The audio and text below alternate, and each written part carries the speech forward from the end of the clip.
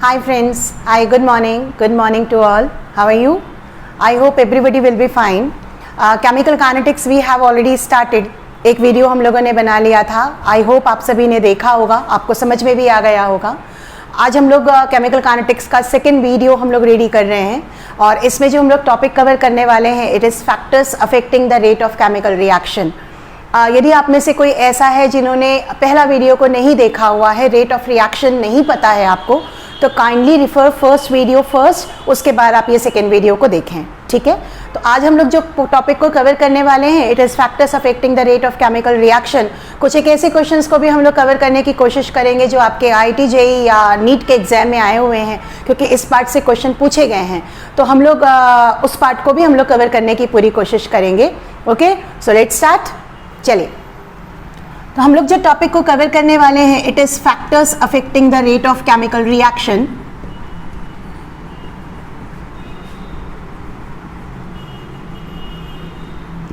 और इसके पहले मैं थोड़ा सा एक पिछला वाला पार्ट को हम थोड़ा सा कवर कर लें कि क्या क्या हम लोगों ने लास्ट क्लास में पढ़ा था या लास्ट वीडियो में हम लोगों ने देखा था. हम लोगों ने देखा था कि जब भी हम किसी केमिकल रिएक्शन के बारे में स्टडी करते हैं तो केमिकल रिएक्शन किस स्पीड से आगे चल रहा है, या केमिकल रिएक्शन कब कंप्लीट होगा, या केमिकल रिएक्शन को किस तरीके से हम अफेक्ट करवा सकते हैं, या हमें पता चलेगा कि वो रिएक्शन का कंप्लीशन टाइम क्या है. उसके लिए हमें रिएक्शन की स्पीड को फाइंड आउट करना होगा.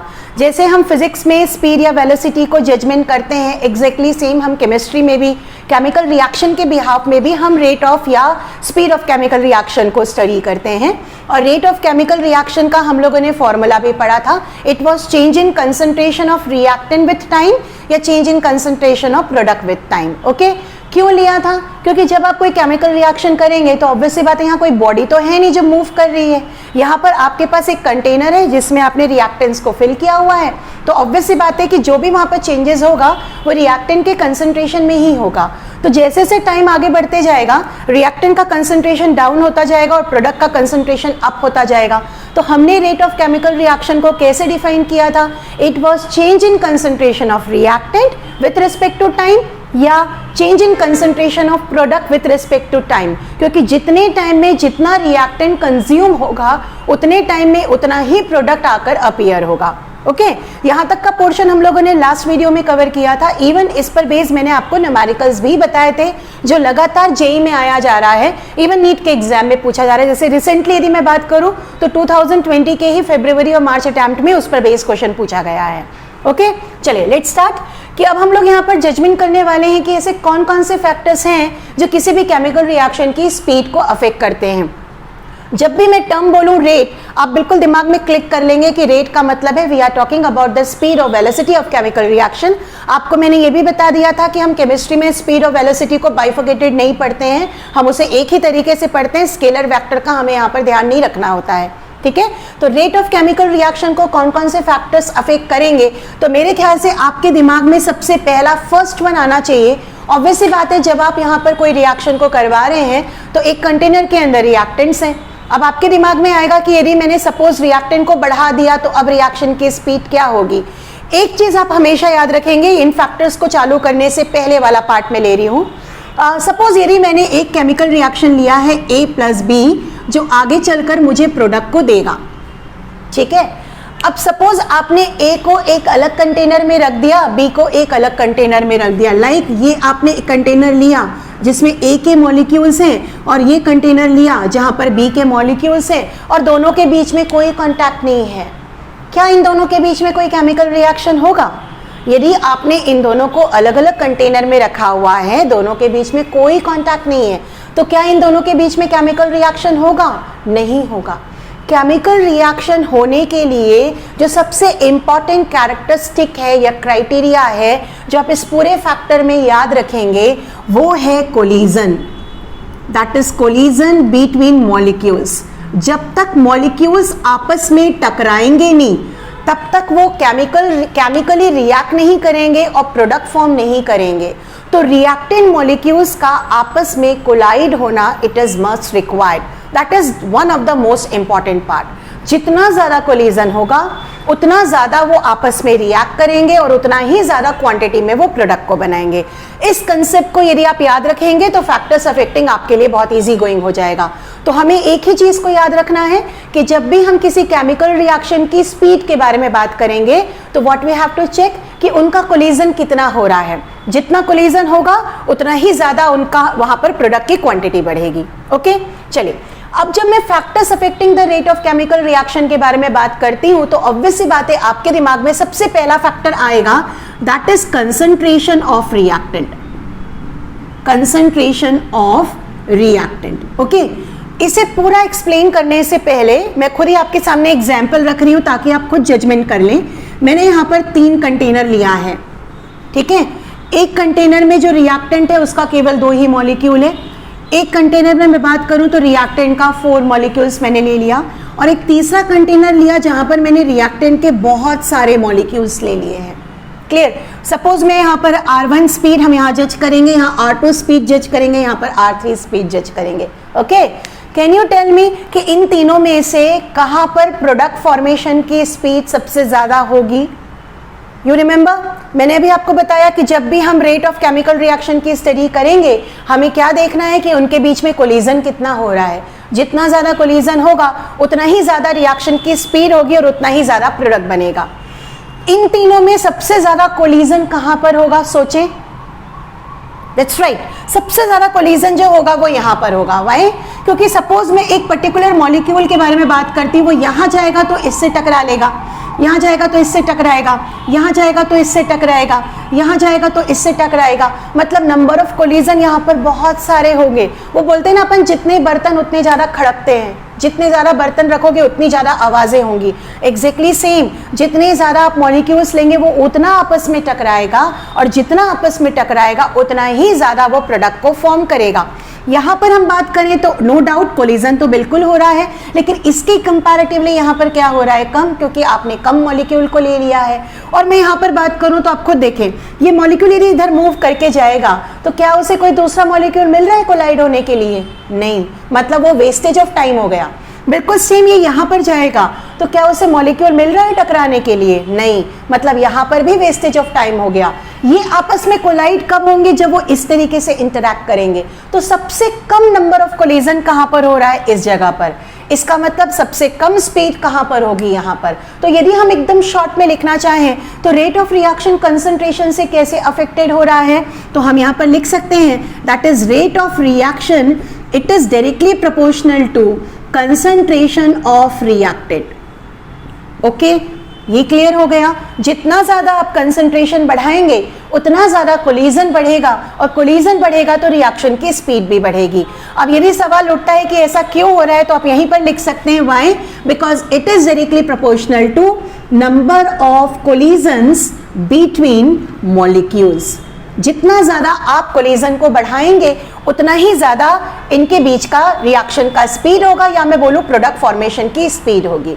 ओके, तो सबसे पहला फैक्टर आएगा जो रिएक्शन की स्पीड को अफेक्ट करेगा, that is concentration of reactant. Is that clear to you all? आ गया? बढ़े आगे? चलिए, आप नोट कर लें। पहले 1 मिनट का मैं आपको टाइम दे रही हूँ। ये शॉर्ट में मैंने इसलिए लिखा है क्योंकि हम इसे इलेबोरेट कर सकते हैं आपके बोर्ड एग्जामिनेशन के लिए, लेकिन हम बिल्कुल कंपटीशन के लिए टारगेटेड रहें तो ये सबसे अच्छा तरीका होता है किसी भी चैप्टर को रिवाइज करने का, क्योंकि आपके पास इतना टाइम नहीं होता कि आप लंबी लंबी थ्योरी पढ़ें। ये आपको पूरी चीज़ें एक शॉट में बता रहा है। कोलिजन बढ़ गया कंसंट्रेशन बढ़ाने के कारण, इसलिए रिएक्शन की स्पीड बढ़ गई। ओके, चलिए डन। आगे बढ़ते हैं हम लोग सेकेंड फैक्टर की तरफ। सेकेंड फैक्टर जो रिएक्शन की स्पीड को अफेक्ट करता है, जैसे मैं आपके पास बोलूं तो आपके दिमाग में सबसे पहले आएगा टेम्परेचर। कि आप टेम्परेचर को बढ़ाएंगे तो ऑब्वियस सी बात है रिएक्शन की स्पीड बढ़ेगी, लेकिन हम उसको लेटर ऑन लेंगे क्योंकि थोड़ा सा वो बड़ा पार्ट है। मैं एक छोटा फैक्टर और ले रही हूं जो रिएक्शन की स्पीड को अफेक्ट करता है, दैट इज सरफेस एरिया। इसका मतलब क्या हुआ ये भी मैं आपको एग्जाम्पल से बता रही हूँ। For an example, you are having 2 glasses of water, okay, and both are having same volume of water. दोनों में पानी की क्वांटिटी बिल्कुल सेम है। अब आपने एक में डाल दिया शुगर क्यूब आता है ना, वो शुगर क्यूब डाल दिया, और दूसरे में आपने उसी शुगर क्यूब को पाउडर करके डाला है, पीस दिया अच्छे तरीके से और उसके बाद डाला है। और अब आप उसे डिसॉल्व करें, कौन सा जल्दी डिसॉल्व होगा? बिल्कुल सही, ऑब्वियस सी बात है। सेकेंड वाला जिसको आपने पाउडर करके डाला है या पाउडर करके आपने उसको डिसॉल्व करने की कोशिश की है, क्यों जल्दी डिसॉल्व होगा पता है? क्योंकि जब आपने उसको पाउडर किया आपने उसके सरफेस एरिया को बढ़ा दिया। शुगर क्यूब का इतना एरिया था, लेकिन हमने उसे जैसे ही पाउडर किया आपने उसके एरिया को बढ़ा दिया।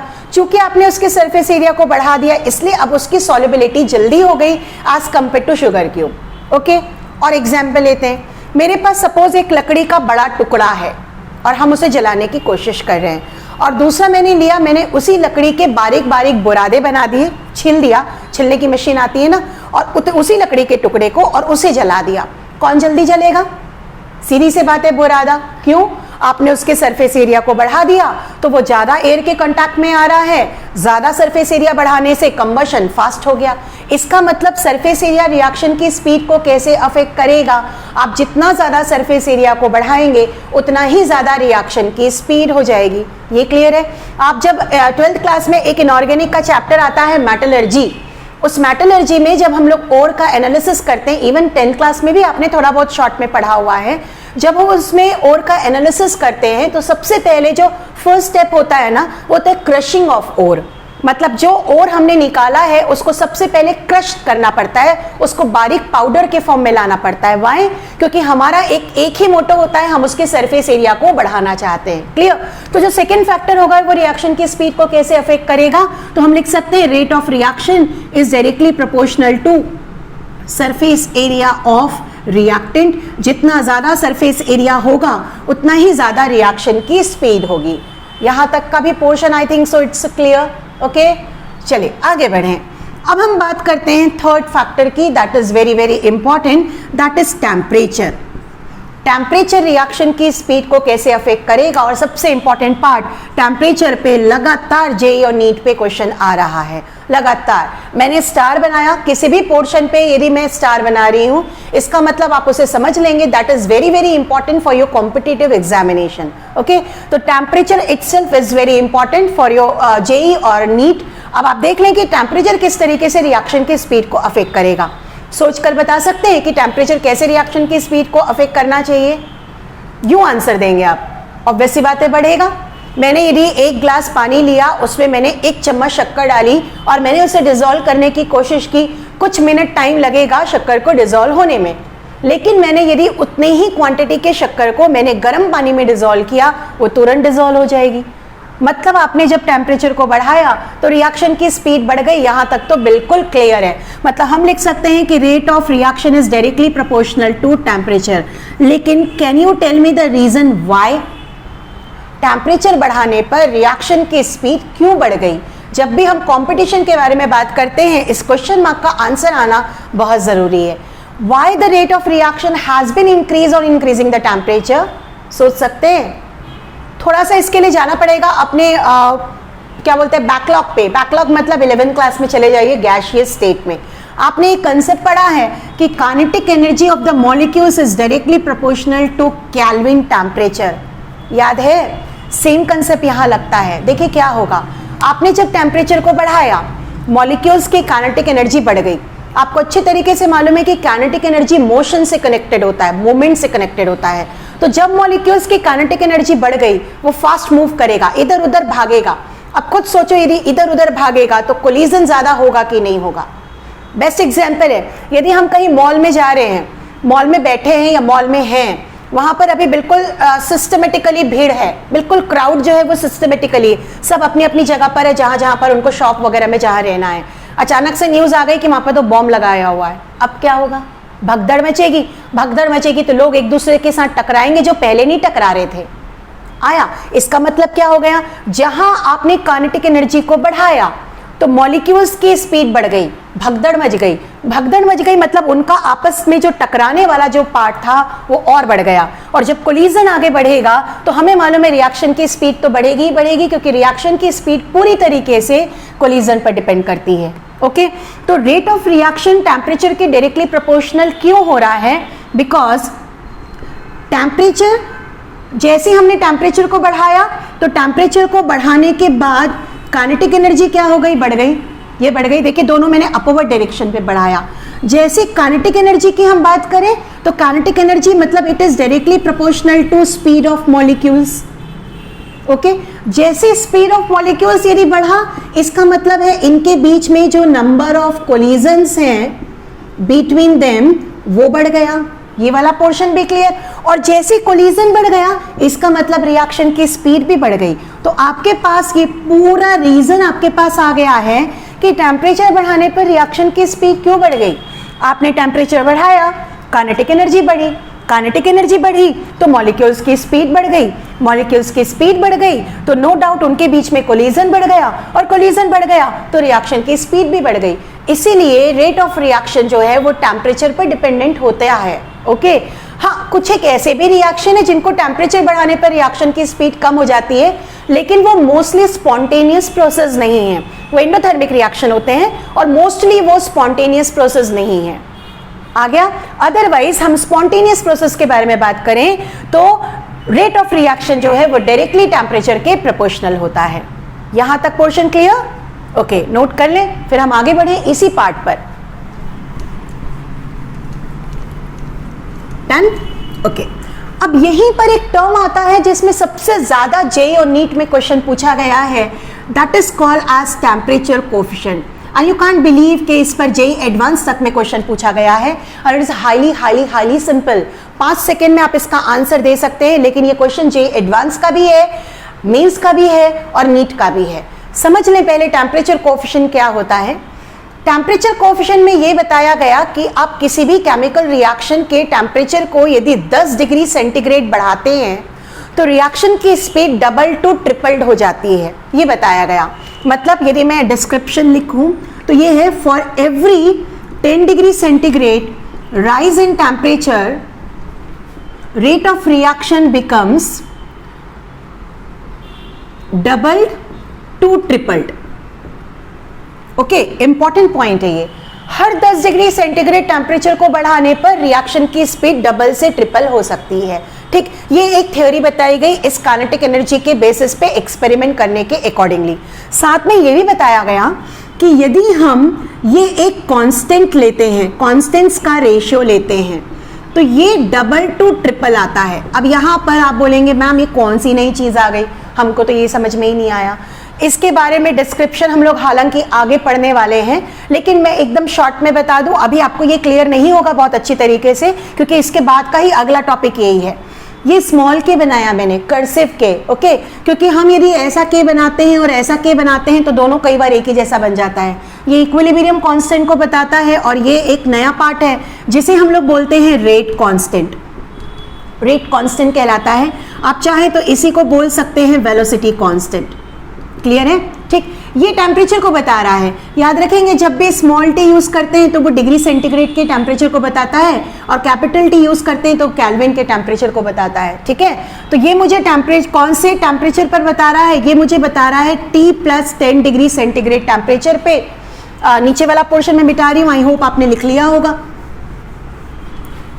ठीक है, और ये जो नीचे वाला टर्म है ये भी मुझे रेट कांस्टेंट बता रहा है या वेलोसिटी कांस्टेंट बता रहा है, आप दोनों बोल सकते हैं, वेलोसिटी कांस्टेंट। लेकिन ये मुझे बता रहा है at T degree centigrade temperature पे, तो ये मुझे बता रहा है T+10 डिग्री सेंटीग्रेड टेम्परेचर का रेट कांस्टेंट, और ये मुझे बता रहा है T degree centigrade temperature. Okay, दोनों के टेम्परेचर का आप डिफरेंस देखेंगे तो 10 डिग्री सेंटीग्रेड आ रहा है। देखिए 10 डिग्री सेंटीग्रेड, तो यदि 10-10 डिग्री सेंटीग्रेड आप टेम्परेचर को बढ़ाते जाते हैं तो रेट ऑफ रिएक्शन डबल से ट्रिपल हो जाता है। क्लियर? इन दोनों का जो रेशियो है ना बेटा, ये दोनों, क्लियर, इस दोनों के रेशियो को ही बोला गया टेम्परेचर कोएफिशिएंट। ये कहलाता है टेम्परेचर कोएफिशिएंट। ओके, तो what is temperature coefficient? That is the ratio of rate constants at two different temperature which differ by 10 degree centigrade. I repeat, आप नोट कर लें, it is the ratio of two rate constants at two different temperatures which differ by 10 degree centigrade. Clear? यदि दो temperature के बीच में 10 degree centigrade का difference होता है तो दोनों रेट कांस्टेंट के रेशियो को हम बोलते हैं temperature coefficient. Clear? Rate constant क्या होता है ये हम लोग आगे बात करेंगे, फिलहाल आप समझ लें कि ये इनडायरेक्टली अभी यहाँ पर रेट ऑफ रिएक्शन को जजमेंट कर रहा है। और ये जो टेम्परेचर कोएफिशिएंट है इसकी वैल्यू 2 से 3 के बीच में हो सकती है, 2 भी हो सकती है, 3 भी हो सकती है, बीच में भी हो सकती है। यहाँ तक पोर्शन क्लियर। अब इस पे देखेंगे क्वेश्चन कैसे पूछा गया है, जो लगातार जेईई में पूछा जा रहा है, एडवांस में भी आया है, मेंस में भी आया है और नीट में भी आया है। देखेंगे, मैंने पहले आप इसे नोट कर लें, मैं 2 मिनट का टाइम दे रही हूं, देन हम लोग डायरेक्टली न्यूमेरिकल पार्ट में आते हैं।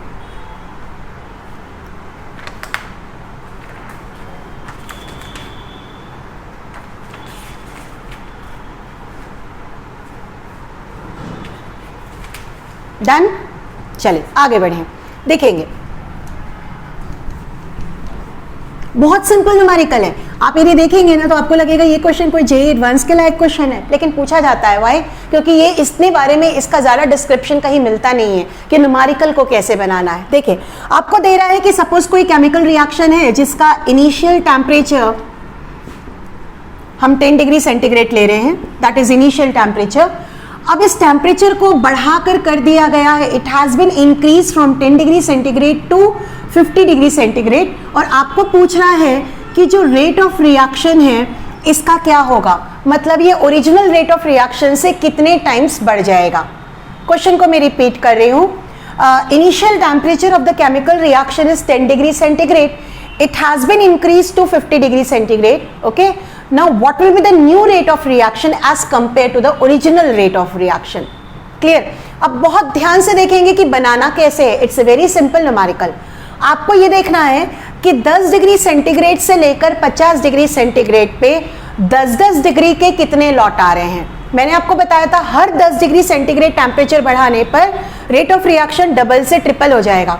तो मुझे यहाँ पर देखना है कि यहाँ पर कितने 10-10 डिग्री का लॉट आ रहा है। तो देखो कितने आएगा, 10 से 20 पहुंचेगा, 20 से 30 पहुंचेगा, 30 से 40 पहुंचेगा और 40 से 50 पहुंचेगा। मतलब आपको दिख रहा है कितनी बार 10-10 डिग्री का डिफरेंस आ रहा है, 4 बार आया। यहां तक पार्ट क्लियर है। अब देखें क्वेश्चन आपका बहुत सिंपल बन गया।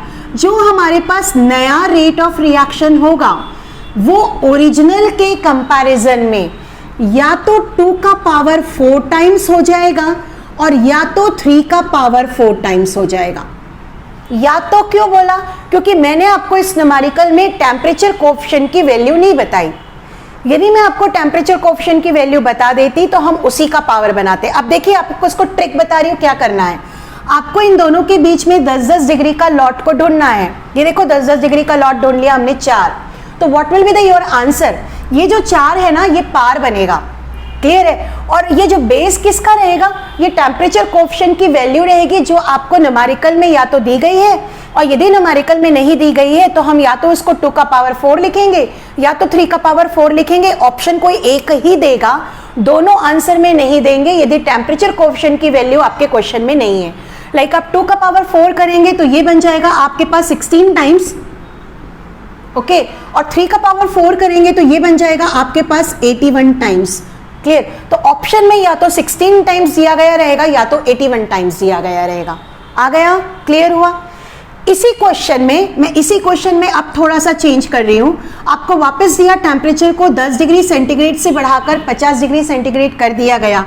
आपको न्यू रेट ऑफ रिएक्शन आपको फाइंड आउट करना है कि वो कितने टाइम्स हो जाएगा, और आपको यहां पर बता दिया गया है कि टेम्परेचर कोएफिशिएंट की वैल्यू सपोज इट इज 3। अब यदि यहाँ पर टेम्परेचर कोएफिशिएंट की वैल्यू बता दिया है तो आपको 3 का ही पावर बनाना है। अब आप यहाँ पर 2 का पावर नहीं बनाएंगे। तो हमें मालूम है 10 से 50 डिग्री सेंटीग्रेड के बीच में 4 लॉट आ रहे हैं, तो what will be the new rate of reaction. तो न्यू रेट ऑफ रिएक्शन जो हो जाएगा वो कितना हो जाएगा, 3 का पावर 4। इसका मतलब वो 81 टाइम्स हो जाएगा as compare to the original rate of reaction. Is it clear to you all? आ गया? ये नोट करें, it's a very important question. हालांकि इस पर बेस मैं आपको एक क्वेश्चन और दे रही हूं बनाने के लिए जो आप खुद बनाएंगे। पहले आप इसे नोट कर लें।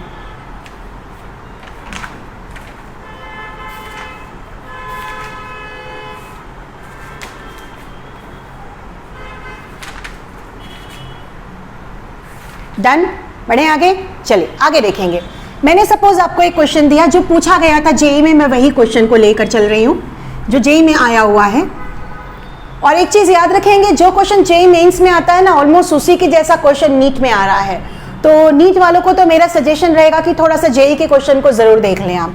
क्वेश्चन आपको आया हुआ था कि initial temperature was 0 degree centigrade and it has been increase to 50 degree centigrade, और क्वेश्चन पूछा गया था न्यू रेट ऑफ रिएक्शन क्या होगा। क्लियर, एक ये पहला क्वेश्चन दे रही हूं मैं आपको, दूसरा क्वेश्चन एक और दे रही हूं, 2-3 हम बनाकर देख लें। Initial temperature is 30 degree centigrade and it has been increase to 60 degree centigrade. आपको टेम्परेचर कोएफिशिएंट की वैल्यू दे दिया गया है, सपोज ये मैं 50 ले रही हूं, टेम्परेचर कोएफिशिएंट की वैल्यू दे दिया गया है 2.5 और आपको न्यू रेट ऑफ रिएक्शन आपको पूछ रहा है। दोनों बनाए, मैं आपको 1 मिनट का टाइम दे रही हूं, फटाफट, वेरी सिंपल। सबसे important JEE advance, JEE mains, NEET सारे एग्जाम में आया हुआ है। मुश्किल से 5 सेकंड में आप इसका आंसरिंग कर सकते हैं। कंफर्म 4 नंबर, कहीं कोई गड़बड़ होने के चांसेस नहीं है।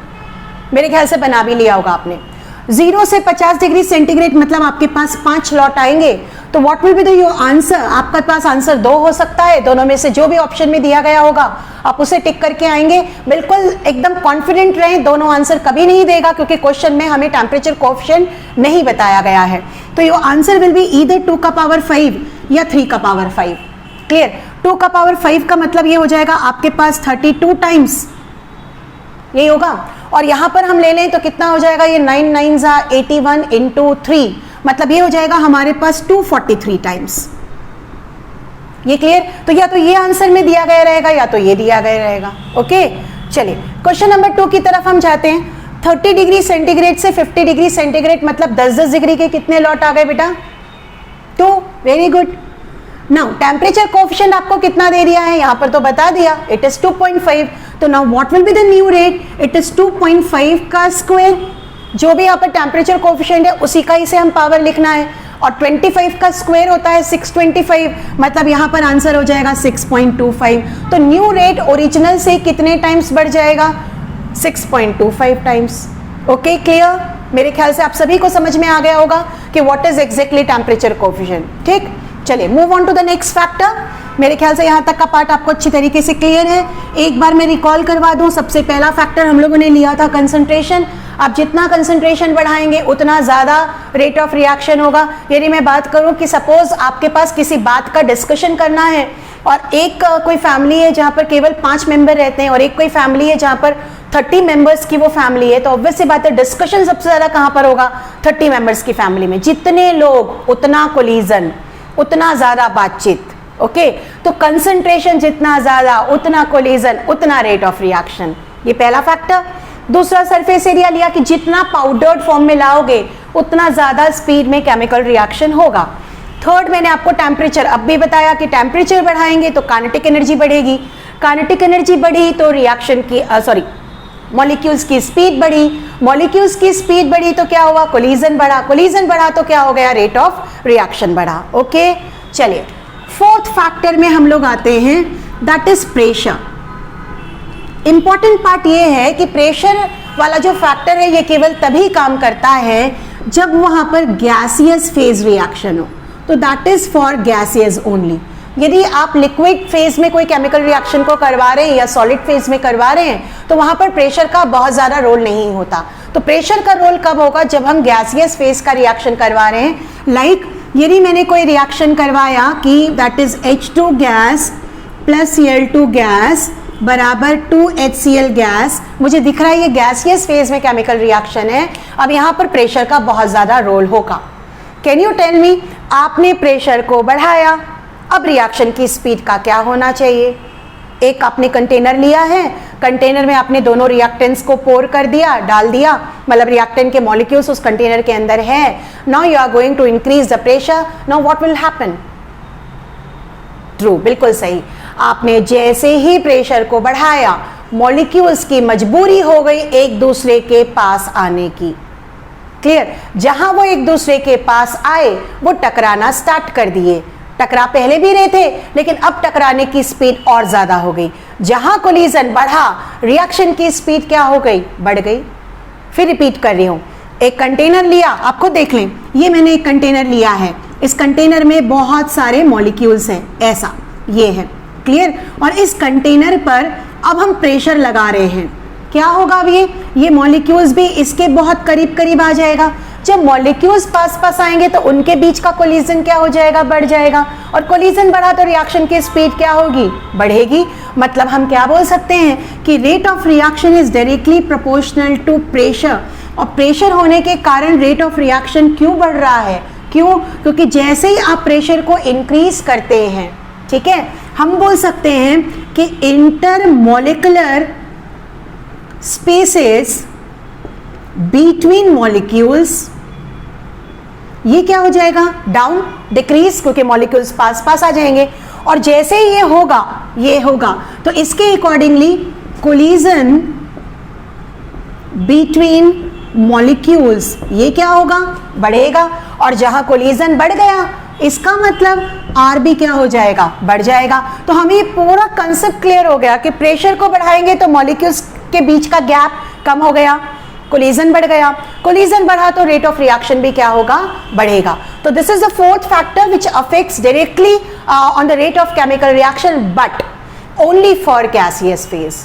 Is that clear? Okay, note करेंगे।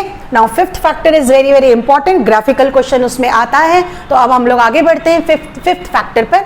हालांकि जो मैं यहाँ पर आपको फिफ्थ फैक्टर का जो ग्राफ बताने वाली हूँ वो at the end of chemical kinetics हम रिपीट करेंगे, पढ़ना पड़ेगा हमें दोबारा, लेकिन हम उसको यहीं पर ही कवर कर लेंगे। चलिए आगे बढ़ते हैं हम लोग। Now we come on to the fifth factor, that is effect of catalyst. तो फिफ्थ फैक्टर हम लोग जो लेने वाले हैं, it is effect of catalyst. Obvious सी बात है, हम यहाँ पर पॉजिटिव कैटलिस्ट के बारे में बात कर रहे हैं। कैटलिस्ट क्या होता है, ये मैं एक सिंपल लैंग्वेज में बोलूं, व्हाट इज कैटलिस्ट। केमिस्ट्री का सबसे अच्छा बात क्या है आपको मैं बताऊं, केमिस्ट्री के हम जितने टर्म्स को यूज करते हैं ना, वो हम डेली लाइफ में भी यूज करते हैं। कैटलिस्ट क्या होता है, प्रमोट करने वाला, पुश करने वाला। ओके, यहां पर हम पॉजिटिव कैटलिस्ट के बारे में बात कर रहे हैं, मीन टू से जो हमें पॉजिटिव डायरेक्शन में बढ़ाने की कोशिश करेगा। क्लियर? तो इफेक्ट ऑफ पॉजिटिव कैटलिस्ट क्या हो गया, ऑब्वियस सी बात है, ये रिएक्शन की स्पीड को बढ़ाएगा, that's why we are going to study. Okay, लेकिन कैसे बढ़ाएगा, ये पार्ट हमारे लिए सबसे इंपॉर्टेंट पार्ट है। आपने शायद जूनियर क्लासेस में कभी पढ़ा होगा कि catalyst itself doesn't take part in chemical reaction but it increases the rate of chemical reaction। वो खुद केमिकल रिएक्शन में पार्टिसिपेट नहीं करता, लेकिन केमिकल रिएक्शन की स्पीड को बढ़ाता है। ऐसा नहीं होता कि केमिकल रिएक्शन में पार्टिसिपेट नहीं करता है, वो करता है, लेकिन at the end of chemical reaction वो हमें वापस मिल जाता है, इसलिए हमें ऐसा लगता है कि वो पार्टिसिपेट नहीं कर रहा। लेकिन अब सवाल उठता है कि ये कैसे बढ़ा रहा है। इसके लिए आपको एक ग्राफ समझना पड़ेगा। उस ग्राफ से कंफर्म्ड क्वेश्चन आपके जेईई और नीट में आते हैं, मतलब मैं इसे वापस से डबल स्टार मार्क करूंगी, कंफर्म्ड क्वेश्चन आते हैं। और यदि आपने उस ग्राफ को समझ लिया तो आपसे न्यूमेरिकल जो है, फिर से मैं वही बोलूं, 5 सेकंड में आप न्यूमेरिकल को बना सकते हैं यदि हमने ग्राफिकली उस पार्ट को स्टडी कर लिया हो तो। हेडिंग आपने डाल लिया होगा, मैं इसे मिटा रही हूं ताकि मैं ग्राफ को प्लॉट कर पाऊं। देखेंगे ध्यान से, और मैं यहाँ पर जो ग्राफ प्लॉट कर रही हूँ वो एक्सोथर्मिक रिएक्शन के लिए प्लॉट कर रहे हैं, क्योंकि मोस्टली एक्सोथर्मिक रिएक्शन जो होते हैं वो स्पॉन्टेनियस रिएक्शन होते हैं। एक्सोथर्मिक का मतलब आपको मालूम है कि जहाँ पर एनर्जी रिलीज होती है। देखेंगे ये मैंने एनर्जी का लिया हुआ है वाई एक्सिस पे, और यहाँ पर मैंने लिया हुआ है दैट इज रिएक्शन कोऑर्डिनेट्स। इसका मतलब रिएक्शन इस डायरेक्शन पे आगे बढ़ रहा है, ठीक है। ये लिया मैंने रिएक्टेंट, और यहाँ पर मैंने लिया हुआ है, यहाँ पर लिया है मैंने रिएक्टेंट, और यहाँ पर मैंने लिया हुआ है प्रोडक्ट। अब ये क्या है आप समझेंगे। थर्मोडायनामिक्स थोड़ा बहुत याद है, थोड़ा सा हमें थर्मोडायनामिक्स की जरूरत पड़ेगी। आपने पढ़ा है इंटरनल एनर्जी, हर बॉडी की, हर सब्सटेंस की, हर ऑब्जेक्ट की अपनी खुद की एक इंटरनल एनर्जी होती है, जिसे हम इंट्रिंसिक एनर्जी भी बोलते हैं, जो उसके कॉन्स्टिट्यूशन के अकॉर्डिंगली होता है। मतलब हमारी बॉडी में बहुत सारी एनर्जी एसोसिएटेड है, like vibrational energy, transitional energy, kinetic energy, potential energy, है ना, रोटेशनल एनर्जी। ये सारी एनर्जीज का जो टोटल है वो उसकी इंटरनल एनर्जी कहलाता है। क्लियर? तो आप यहाँ पर जो भी रिएक्टेंट लेंगे इसके कॉन्स्टिट्यूशन के अकॉर्डिंगली कुछ ना कुछ इसकी एनर्जी होगी। तो मैंने माना रिएक्टेंट की एनर्जी इतनी है, यहां से लेकर यहां तक, ये मैंने माना कि ये रिएक्टेंट की एनर्जी है, जिसको मैंने लिखा HR। क्लियर? और सेम जो भी प्रोडक्ट बन रहा होगा तो वो मैंने माना कि प्रोडक्ट की एनर्जी यहां तक है, मतलब ये बन गया HP। ये क्लियर? एक्सोथर्मिक रिएक्शन है, मुझे कैसे पता चला? देखो रिएक्टेंट की एनर्जी ऊपर है, प्रोडक्ट की एनर्जी नीचे है। यदि इस रिएक्टेंट को प्रोडक्ट में कन्वर्ट होना है तो इसे डाउन एनर्जी में आना पड़ेगा। अब डाउन एनर्जी में आना पड़ेगा तो इतनी एनर्जी कहाँ गई? ऑब्वियस सी बात है वो एनवायरमेंट में चली गई। चूंकि वो एनर्जी को रिलीज कर रहा है, मतलब ये कौन से टाइप का केमिकल रिएक्शन हो गया? एक्सोथर्मिक। फिर रिपीट कर रही हो ये कंसेप्ट, हालांकि आपने ये थर्मोडायनामिक्स में पढ़ा है। ये रिएक्टेंट की एनर्जी, ये प्रोडक्ट की एनर्जी। इस रिएक्टेंट को इस प्रोडक्ट में कन्वर्ट होना है तो उसे अपनी एनर्जी डाउन करनी पड़ेगी। वो एनर्जी को डाउन करेगा तो क्या होगा? ये जो एक्स्ट्रा एनर्जी थी ये कहाँ जाएगी? To the environment. मतलब यदि हम बात करें तो देखो ये रिएक्टेंट की एनर्जी, ये प्रोडक्ट की एनर्जी, ये जो एनर्जी गैप है जिसे आप डेल एच लिख सकते हैं, this is what, that is the energy which is given out to the atmosphere. Okay, तो हम यहाँ पर लिख सकते हैं कि del H that is equal to HP minus HR। आपने फॉर्मूला पढ़ा होगा, हमेशा प्रोडक्ट माइनस रिएक्टेंट होता है। और मुझे यहाँ पर दिख रहा है कि सिंस HR की वैल्यू HP से ज़्यादा है इसलिए आपके पास डेल H की वैल्यू नेगेटिव आएगी। और नेगेटिव आने का मतलब ये कौन से टाइप का केमिकल रिएक्शन है? That is exothermic. यहाँ तक पार्ट तो आपको अच्छी तरीके से क्लियर हो गया होगा। ओके, अब हम आगे बढ़ते हैं।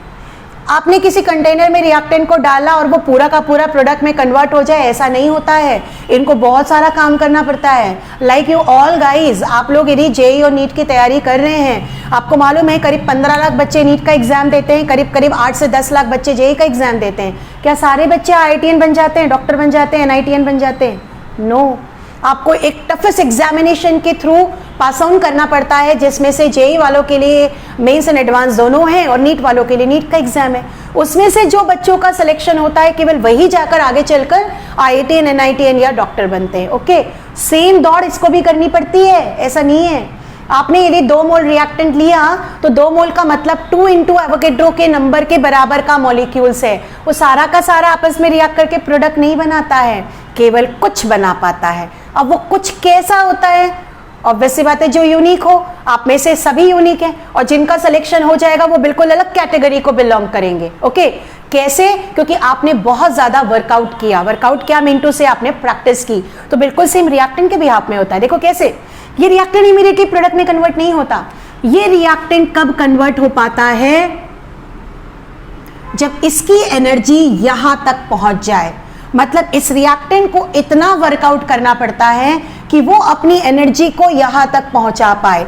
ये जो स्टेज होती है ना बेटा, इसे बोलते हैं एक्टिवेटेड कॉम्प्लेक्स, ये बोला जाता है, या इसे बोला जाता है it is highly energetic complex. और यदि मैं एक और टेक्निकल टर्म लिखूं तो इसे बोला जाता है ट्रांजिशन स्टेट। आया? क्लियर हुआ? ये रिएक्टेंट अपनी एनर्जी को बढ़ाकर यहां तक पहुंचाता है और जो रिएक्टेंट अपनी एनर्जी को यहां तक पहुंचा दिया वही आगे चलकर प्रोडक्ट में कन्वर्ट होता है। एक कंसेप्ट कभी आपने पढ़ा होगा 11th क्लास में, लाइक मैंने हमेशा पढ़ाया हुआ है बच्चों को, जितनी ज्यादा एनर्जी होगी उतना ही कम उसकी स्टेबिलिटी होगी। तो जब रिएक्टेंट की एनर्जी ये ह्यूज एनर्जी वाली हो जाएगी, वो हाईली अनस्टेबल हो जाएगा और तुरंत प्रोडक्ट में कन्वर्ट हो जाएगा। तो ये रिएक्टेंट अपनी एनर्जी को बढ़ाकर यहां तक पहुंचाता है। अब सवाल उठता है कि एनर्जी मिलती कहां से है? तो एनर्जी मिलती है टेम्परेचर से जो आप प्रोवाइड कर रहे हैं, एनर्जी मिलती है सनलाइट से, कभी कभार हम किसी केमिकल रिएक्शन को लाइट के प्रेजेंस में भी करते हैं, और एनर्जी मिलती है हमें कोलिजन से। आप जितना टकराएंगे उतना एनर्जी का ट्रांसफर होगा और कुछ मॉलिक्यूल्स की जो एनर्जी है वो यहाँ तक पहुँच जाएगी। आया? यहाँ तक पार्ट क्लियर हुआ? इतनी एनर्जी रिएक्टेंट की खुद की थी और इतनी एनर्जी इसे एडिशनल लानी पड़ रही है। इस एडिशनल एनर्जी को बोला जाता है एक्टिवेशन एनर्जी। ये एनर्जी कहलाती है एक्टिवेशन एनर्जी, जिसे हम शॉर्ट में EA लिखते हैं, और ये एक्टिवेशन एनर्जी है फॉर फॉरवर्ड रिएक्शन, आगे बढ़ने के लिए। आप चाहें तो इसे शॉर्ट में ऐसा लिख सकते हैं, activation energy for forward reaction. अब आपको भी पता है कि यदि यहाँ पर 10 लाख बच्चे एग्जाम दे रहे हैं तो क्या सारे के सारे की एनर्जी इतनी हो जाएगी? क्या नहीं, केवल कुछ थाउजेंड्स की एनर्जी, कुछ लाख्स की एनर्जी यहाँ तक पहुंचेगी, और जिनकी पहुंचेगी वो बन जाएंगे IITian और डॉक्टर। मतलब ये आप है, ओके, ये आपका एग्जाम है और ये आपका ड्रीम है, dream project, NITian, IITian, doctor. तो आपको इतनी मेहनत करनी पड़ेगी तब जाकर आप यहाँ पर पहुंच पाएंगे। क्लियर है? तो रिएक्टेंट प्रोडक्ट में कब कन्वर्ट होगा? जब उसको इतनी एडिशनल एनर्जी मिलेगी जो उसे टेम्परेचर से, कोलिजन से या सनलाइट से उसे मिल पाती है। यहां तक पोर्शन क्लियर? बढ़े आगे। क्लियर? ये जो मैंने एक्टिवेशन एनर्जी वाला पार्ट बनाया था ना, या ये ग्राफ जो बनाया था, दैट इज विदाउट कैटलिस्ट। यहां पर कैटलिस्ट नहीं है। क्लियर है? ठीक है। अब हम इसी पार्ट को देखें अच्छे से। यदि मैं कैटलिस्ट के प्रेजेंस में बात करती हूँ, और कैटलिस्ट भी कैसा, अपन पॉजिटिव की बात कर रहे हैं, नेगेटिव लोगों की अपन बात नहीं कर रहे हैं। ओके, तो जब हम पॉजिटिव कैटलिस्ट के लिए लेते हैं, ये देखो अब ये एनर्जी ऐसे हो जाती है। मेरे ख्याल से आपको समझ में आ गया होगा कैटलिस्ट क्या करता है। ये जो पार्ट है that is with catalyst. Clear? तो कैटलिस्ट क्या करता है, देख पा रहे हो आप? इस केमिकल रिएक्शन को प्रोसीड होने के लिए जितनी एक्टिवेशन एनर्जी की रिक्वायरमेंट थी, उस एक्टिवेशन एनर्जी की वैल्यू को डाउन कर देता है। देखो यहां से लेकर यहां तक आपके पास जो एक्टिवेशन एनर्जी आई है, क्लियर? मैं इसे यहां नीचे लिख रही हूं, this is activation energy for forward reaction, but ये है विथ कैटलिस्ट। आया? क्लियर हुआ? आप समझे कैसे? देखिए, ये मैंने बताया था यू ऑल, आप सभी हैं, ये आपका एंट्रेंस एग्जामिनेशन है, IIT JEE mains advance NEET, ये आपका टारगेट है, आपका dream project, doctor, engineer. Okay, यदि आपके पास कोई मेंटोर नहीं हो, आपके पास कोई फैकल्टी ना हो, आप सोचें ये जो मेहनत मैं आपको यहाँ पर बोर्ड में खुद बता रही हूँ, जिसमें आपको केवल समझना है, सुनना है और समझना है, यदि यहाँ पर आपके पास फैकल्टीज ना हो, मेंटोर ना हो, तो ये ग्राफ देखकर क्या बोल रहा है ये हमको खुद समझना पड़ेगा। देखो कितना काम बढ़ गया। जो काम अभी आपका 1 घंटे का लेक्चर देखने पर ये पूरा क्लियर हो गया, वही काम आपको 2 घंटा या 3 घंटा देना पड़ता। मेहनत बढ़ गई। तो बिल्कुल सेम, यदि इसके पास कैटलिस्ट नहीं है तो इसे बहुत एनर्जी लग रही है इसे क्रॉस करने में, लेकिन जैसे कैटलिस्ट आता है वो इस एनर्जी को डाउन कर देता है, तो कम मेहनत में ही रिएक्टेंट प्रोडक्ट में कन्वर्ट हो जाता है। ऑब्वियस सी बात है, आपके एग्जाम के पैटर्न को इजी कर दे, सीट्स बढ़ा दे, तो ज्यादा बच्चे क्वालिफाई होंगे कि नहीं होंगे? बिल्कुल सेम कहानी, इसने एनर्जी को डाउन कर दिया तो ज्यादा रिएक्टेंट इस एनर्जी बैरियर को क्रॉस करके प्रोडक्ट में कन्वर्ट हो जाएगा, और ज्यादा प्रोडक्ट का बनना ही तो बताता है कि रिएक्शन की स्पीड बढ़ गई। तो कैटलिस्ट क्या करता है?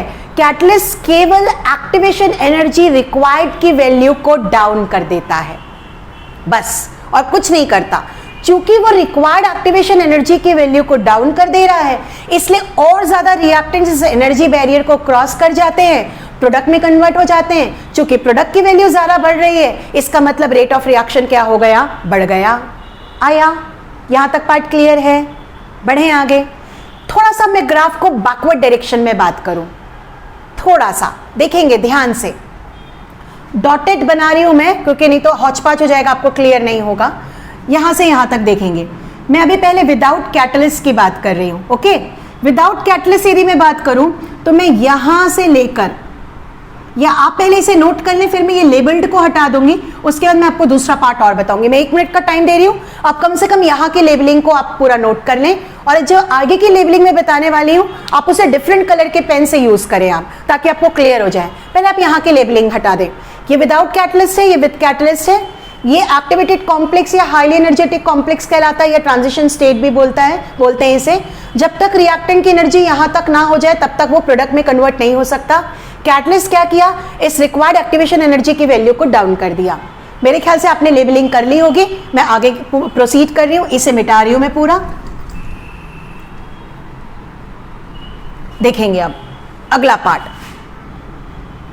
यहां से लेकर हम यहां तक की एनर्जी को बात करते हैं। मतलब मेरा कहने का मतलब है, आप इस रिएक्शन को अब उल्टे तरीके से देखो। रिवर्सिबल पढ़ते हैं ना अपन, बिल्कुल सेम। अब आप इसे रिएक्टेंट मान लो और इसे प्रोडक्ट मान लो। इस रिएक्टेंट के लिए एक्टिवेशन एनर्जी इतनी लगेगी कि नहीं, क्योंकि ये वाली वैल्यू तो फिक्स है। अब ये रिएक्टेंट बन गया और ये प्रोडक्ट बन गया, तो देखो इतनी लगेगी कि नहीं लगेगी। तो हम इसे बोलेंगे that is activation energy for backward reaction without catalyst.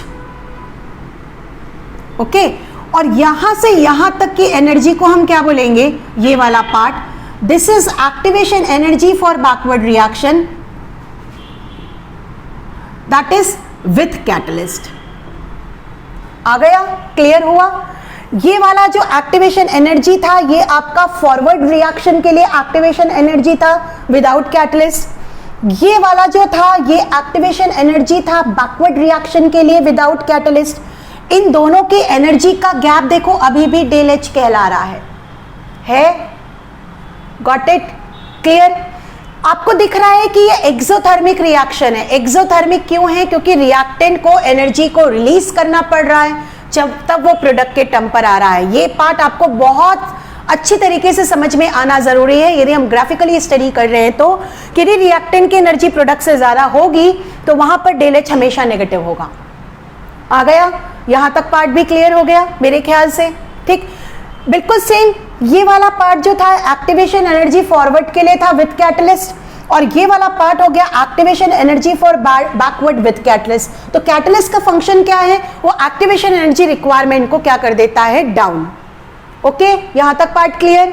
ठीक, एक और टर्म भी पढ़ेंगे लेकिन हालांकि हम उसको लास्ट में वापस पढ़ेंगे। ये जो टोटल एनर्जी होती है ना बेटा किसी भी केमिकल रिएक्शन के लिए, 0 से लेकर मैक्सिमम वैल्यू तक, इसे बोलते हैं थ्रेशोल्ड एनर्जी। ये कहलाता है थ्रेशोल्ड एनर्जी। तो थ्रेशोल्ड एनर्जी क्या होता है? यदि मैं इसके भी आप में लिखूं, activation energy for forward reaction that is without catalyst, ठीक है, प्लस यहां पर आ जाएगा आपके पास एंथैल्पी या एनर्जी ऑफ रिएक्टेंट। ये देखो ये वाला और ये वाला को आप मिला देंगे तो ये टोटल एनर्जी कहलाती है थ्रेशोल्ड एनर्जी, जो हर केमिकल रिएक्शन के लिए फिक्स होती है पर्टिकुलर टेम्परेचर पे। ऑब्वियस सी बात है। ओके, ये ग्राफ प्लॉट करें, फिर मैं आपको क्वेश्चंस बताती हूँ। ये सब मिटाकर केवल मैं ग्राफ का मोटो प्लॉट करूंगी। पहले आप इसे उतार लें।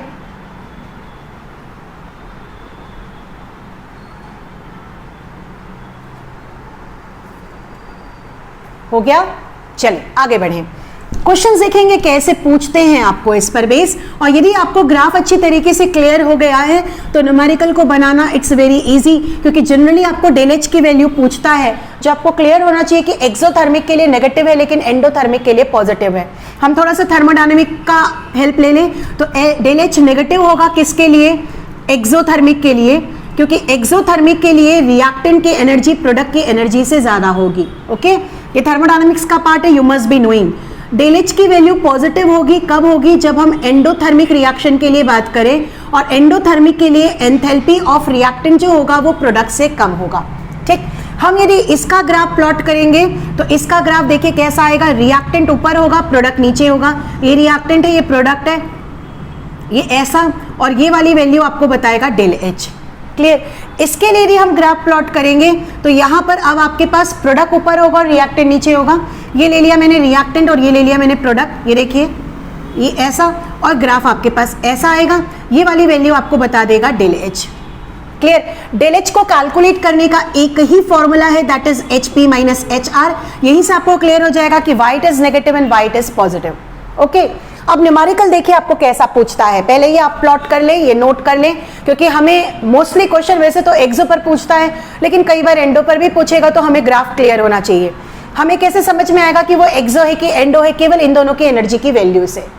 इसी को मैं दूसरी लैंग्वेज में एक और बोल सकती हूँ कि जब हम एक्सोथर्मिक की बात करते हैं तो देखो एक्टिवेशन एनर्जी फॉर फॉरवर्ड, ये वाली वैल्यू कम है एक्टिवेशन एनर्जी फॉर बैकवर्ड। देखो यहां से यहां तक है एक्टिवेशन एनर्जी फॉरवर्ड, यहां से यहां तक है एक्टिवेशन एनर्जी बैकवर्ड। ये वाली वैल्यू इस वैल्यू से कम है, और हम यहां पर बात करेंगे तो ये वाली वैल्यू हो गई आपके पास एक्टिवेशन एनर्जी फॉरवर्ड, और ये वाली वैल्यू हो गई एक्टिवेशन एनर्जी बैकवर्ड। तो यहां पर आप देखोगे तो एक्टिवेशन एनर्जी फॉरवर्ड की वैल्यू बैकवर्ड से ज्यादा है। आ गया?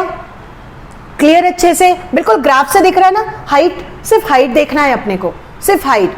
और यदि आपको ये भी क्लियर नहीं है तो केवल ये पता होना चाहिए कौन ज्यादा कौन कम, आप अपने आप ग्राफ को प्लॉट कर सकते हैं। ओके, चलिए अब हम आते हैं न्यूमेरिकल पार्ट पे। पहले ग्राफिकली न्यूमेरिकल केवल जेई वालों को आता था, लेकिन अब नीट वालों को भी आने लग गया है, तो थोड़ा सा ग्राफ पर आप ध्यान देंगे। न्यूमेरिकल देख लेंगे। सपोज आपको क्वेश्चन में दिया गया है कि activation energy for forward reaction it is 20 kilojoule per mole. Activation energy for backward reaction it is 35 kilojoule per mole. और आपको डेल एच की वैल्यू को कैलकुलेट करना है। ऐसे ही देता है ये, हम फॉर्मूले पर नहीं जा रहे हैं, हम खुद न्यूमेरिकल बना रहे हैं, ग्राफिकली बना रहे हैं। देखो बैकवर्ड की एक्टिवेशन एनर्जी ज़्यादा है और फॉरवर्ड की कम है, मतलब हम ग्राफ कैसे सोचेंगे, कैसे बनाएंगे, ये हमें मालूम है एनर्जी को बता रहा है। यदि बैकवर्ड की ज़्यादा है मतलब ये आपके पास ऐसा होना चाहिए, तभी तो ये वाला पार्ट आपको बैकवर्ड बताएगा और ये वाला पार्ट आपको फॉरवर्ड बताएगा। मतलब ये R हो गया, ये P हो गया। क्लियर? इसकी वैल्यू आपको 20 किलो जूल दे रहा है, इसकी 35 दे रहा है। इन दोनों का जो एनर्जी गैप है उसी को तो आप डेल एच बोलते हो। यहाँ तक पार्ट क्लियर है? अब मुझे कैसे कैलकुलेट करना है? अब आप बोलेंगे मुझे ये तो दिया ही नहीं है, मुझे इसकी ज़रूरत भी नहीं है, मुझे इन दोनों को घटाना है। तो देखो डेल एच की वैल्यू आ जाएगी 15, आपको दिख रहा है। लेकिन मुझे कैसे पता चलेगा कि +15 की -15? उसके लिए मुझे क्या देखना है?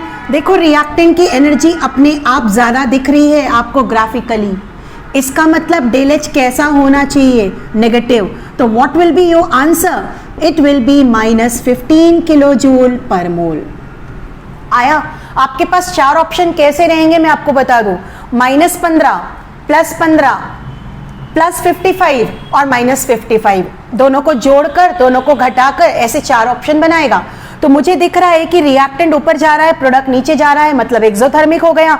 तो डेल एच मुझे नेगेटिव साइन के साथ रिपोर्ट करना है, मतलब it will be -15 kilo joule per mole. आया? क्लियर हुआ? एक और एग्जाम्पल देखते हैं। मुझे एक क्वेश्चन दिया गया है कि एंथैल्पी ऑफ रिएक्टेंट, सपोज ये दे रहा है 15 किलो जूल पर मोल, ठीक, और एंथैल्पी ऑफ प्रोडक्ट ये सपोज दे रहा है 25 किलो जूल पर मोल, ये दिया है।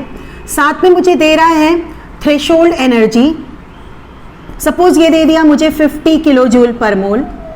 आपको यहाँ पर कैलकुलेट करना है डेल एच, आपको कैलकुलेट करना है एक्टिवेशन एनर्जी फॉर फॉरवर्ड और एक्टिवेशन एनर्जी फॉर बैकवर्ड।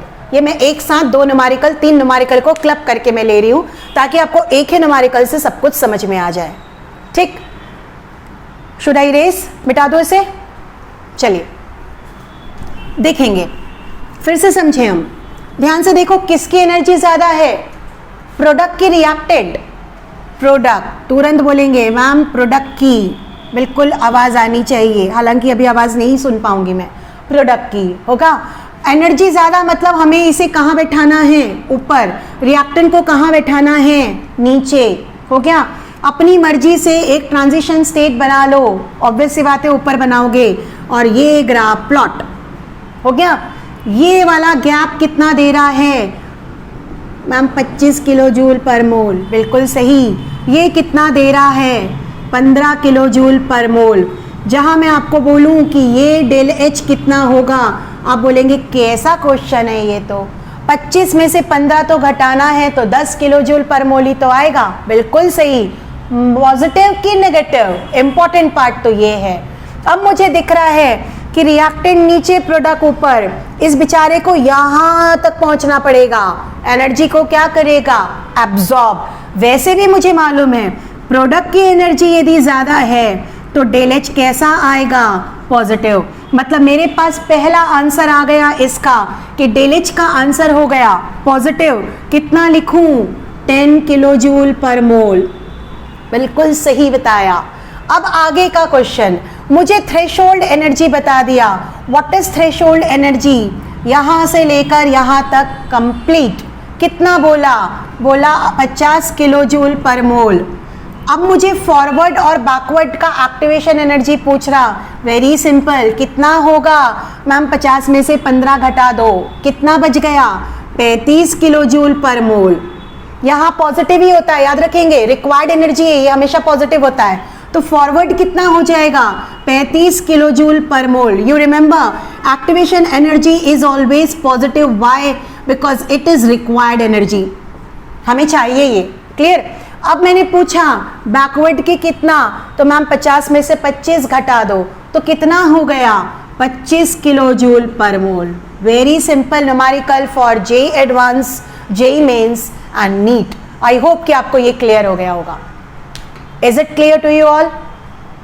अच्छी तरीके से बढ़े आगे। ओके, लास्ट फैक्टर बचा है जो केमिकल रिएक्शन की स्पीड को अफेक्ट करता है, आप नोट कर लें, स्क्रीनशॉट ले लें। ओके चलिए, लास्ट जो फैक्टर जो रिएक्शन की स्पीड को अफेक्ट करता है वो है आपका केवल मेरे ख्याल से 6 नंबर का था शायद, it is effect of light. Basically हम बात करें तो सनलाइट, ऑब्वियस सी बात है बहुत सारे केमिकल रिएक्शन ऐसे होते हैं जो सनलाइट के प्रेजेंस में ज़्यादा स्पीडली होते हैं। लाइक मैं फोटोसिंथेसिस की बात करूं तो यदि लाइट आपने बढ़ा दिया या मैं बोलूं टेम्परेचर की जगह पर हमने लाइट प्रमोट कर दिया तो ऑब्वियस सी बात है वहां पर रिएक्शन का मॉलिक्यूल्स का कोलिजन बढ़ेगा और रिएक्शन की स्पीड भी बढ़ेगी।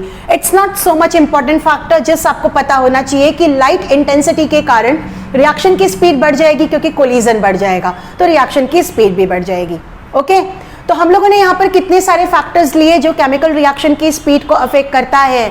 नंबर 1 कंसंट्रेशन, कंसंट्रेशन बढ़ाओ कोलिजन बढ़ाओ रिएक्शन की स्पीड भी बढ़ जाएगी। ठीक, दूसरा फैक्टर लिया सरफेस एरिया, सरफेस एरिया बढ़ाओ, ऑब्वियसली बात है कॉन्टैक्ट रीजन बढ़ जाएगा तो रिएक्शन की स्पीड भी बढ़ जाएगी। तीसरा लिया टेम्परेचर जो बहुत इंपॉर्टेंट था जहां पर हमने टेम्परेचर कोफिशिएंट को डिस्कस किया। ओके, चौथा लिया हमने प्रेशर जो मैंने आपको बताया केवल गैसियस स्टेट के लिए एप्लीकेबल रहेगा। प्रेशर बढ़ाएंगे तो मजबूरी में बेचारों को कोलाइड होना पड़ेगा और जब कोलाइड होगा तो रिएक्शन की स्पीड तो बढ़ेगी ही बढ़ेगी। पांचवा कैटलिस्ट का इफेक्ट जो सबसे इंपॉर्टेंट है ग्राफिकली, हालांकि ये at the end of the chapter वापस आता है लेकिन चूंकि हमने यहाँ पर पढ़ लिया तो हम वहां पर फटाफट बस ओवरव्यू ले लेंगे। और लास्ट फैक्टर जो आपको केवल फैक्टर की तरह देखना है that is effect of light. Okay, 2-3 numerical दे रही हूं जो आप अपने आप ट्राई करके देखेंगे कि आपसे ये न्यूमेरिकल बन रहा है कि नहीं बन रहा है। ठीक, उसके बाद हम इस वीडियो को एंड करते हैं। एक न्यूमेरिकल आपको टेम्परेचर कोएफिशिएंट का दूंगी, एक आध दो और एक आध मैं आपको इसका दूंगी। क्लियर, आपको बोल रहा है इनिशियल टेम्परेचर 25 डिग्री सेंटीग्रेड है और इसे बढ़ाकर 55 डिग्री सेंटीग्रेड कर दिया गया है। टेम्परेचर कोएफिशिएंट जो आपको दे रहा है इट इज 2.2, ये आपको दे रहा है और आपको पूछ रहा है what is the new rate of reaction, ये आपको पूछ रहा है। दूसरा क्वेश्चन मैं ले रही हूं जहां पर आपको रिएक्टेंट की एनर्जी ये आपको बता दिया है प्लस 15 किलो जूल पर मोल। ऑब्वियसली बात है ये पॉजिटिव होगा, इसको हमको बताने की जरूरत नहीं है। प्रोडक्ट का बता रहा है 5 किलो जूल पर मोल। आपको थ्रेशोल्ड एनर्जी ये वाली वैल्यू आपको दे दिया है 65 किलो जूल पर मोल, ये दिया है। आपको डेलएच भी कैलकुलेट करना है, एक्टिवेशन एनर्जी फॉरवर्ड भी कैलकुलेट करना है और एक्टिवेशन एनर्जी बैकवर्ड भी कैलकुलेट करना है। ये अगला न्यूमेरिकल, एक न्यूमेरिकल और दे रही हूं मैं आपको जो कैटलिस्ट के कारण है। आपको दिया गया है HP की वैल्यू दे रहा है 25 किलो जूल पर मोल, HR की वैल्यू दे रहा है 23 किलो जूल पर मोल। ठीक, डेलएच की वैल्यू आपको सबसे पहले कैलकुलेट करनी है, ये वाला पार्ट। ठीक, आगे आपको दे रहा है कि एक्टिवेशन एनर्जी फॉरवर्ड कैटलिस्ट के प्रेजेंस में, मैं कैटलिस्ट के प्रेजेंस में की बात कर रही हूं। आपको ये वाली वैल्यू दे दिया है, सपोज ये दे दिया है आपको 45 किलो जूल पर मोल और आपको एक्टिवेशन एनर्जी बैकवर्ड निकालना है विथ कैटलिस्ट। ओके, 3 न्यूमेरिकल्स को ट्राई करें। ट्राई करने के बाद चाहे तो आप आंसर कमेंट बॉक्स में डाल दें, हम चेक भी कर लेंगे कि वेदर इट इज करेक्ट और रॉन्ग। लेकिन इस वीडियो को देखने से पहले आप फर्स्ट वीडियो को जरूर देखें। ओके, तो यहाँ पर हम लोगों ने इस वीडियो में जो देखा है it is factors affecting the rate of chemical reaction. अगले वीडियो में हम लोग अगला इंपॉर्टेंट पार्ट पढ़ने वाले हैं जिससे कंफर्म्ड क्वेश्चन आ रहा है फिलहाल recently, that is molecularity of the rate of reaction and order of reaction और ऑर्डर ऑफ रिएक्शन पर बेस्ड न्यूमेरिकल्स। वो पूरा पार्ट हमारा अगले वीडियो में बनेगा। तब तक थैंक यू, टेक केयर और न्यूमेरिकल्स को आप जरूर बनाएं। Okay, thank you all, thank you.